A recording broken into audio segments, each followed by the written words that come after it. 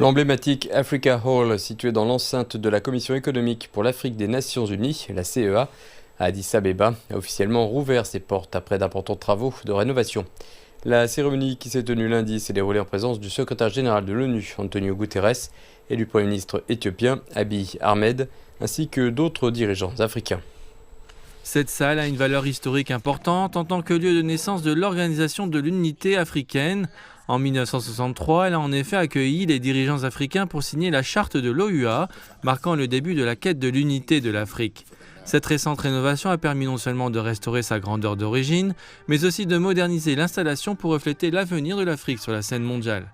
Claver Gatete, secrétaire général adjoint des Nations Unies et secrétaire exécutif de la Commission économique pour l'Afrique, a souligné le potentiel de la salle en tant que point de repère culturel et touristique. Certains des sites emblématiques du monde, tels que la Grande Muraille de Chine, la Statue de la Liberté en Amérique, la Tour Eiffel en France et le Taj Mahal en Inde, sont des exemples concrets de la manière dont l'histoire et la culture peuvent attirer des millions de visiteurs chaque année et contribuer à une prospérité partagée. L'Afrique, qui compte plus de 130 sites inscrits au patrimoine mondial, possède elle aussi une riche histoire qui ne demande qu'à être partagée avec le monde. Compte tenu de l'héritage panafricain et de la richesse de l'histoire de l'Éthiopie, la rénovation de l'Africa Hall est un investissement important qui positionne le pays sur la voie d'une plus grande croissance du tourisme, tout en célébrant l'histoire et l'avenir collectif de l'Afrique. Le Premier ministre éthiopien, Abiy Ahmed, a quant à lui déclaré que ce bâtiment emblématique, restauré et modernisé, constituait plus qu'un simple espace physique et qu'il symbolisait la voix des Africains sur la scène internationale. Nous devons placer les idées et les initiatives audacieuses de notre pays au premier plan pour protéger le bien-être de notre peuple.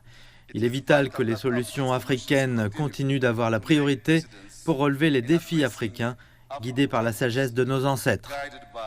Les rénovations ont permis de préserver des éléments historiques essentiels tout en améliorant la technologie et les normes de sécurité du hall. La restauration de l'Africa Hall perpétue l'héritage de l'Éthiopie en tant que centre panafricain clé offert à l'origine par l'empereur Haïlé Sélassié dans les années 1960 et aujourd'hui rénové pour les générations futures. En marge de la conférence, le secrétaire général des Nations Unies, Antonio Guterres, a rencontré le commissaire de l'Union africaine, Moussa Faki Mahamat, au siège de l'UA à Addis Abeba. Lors de leur déclaration conjointe, Antonio Guterres a réitéré son appel à une réforme institutionnelle mondiale, soulignant la nécessité d'accorder à l'Afrique des sièges au Conseil de sécurité de l'ONU. En ce qui concerne la question de la paix et de la sécurité, il existe désormais un consensus sur la nécessité de réformer le Conseil de sécurité et tous les États membres s'accordent à dire que l'élément clé de cette réforme est la présence de 2 membres africains en tant que membres permanents du Conseil de sécurité.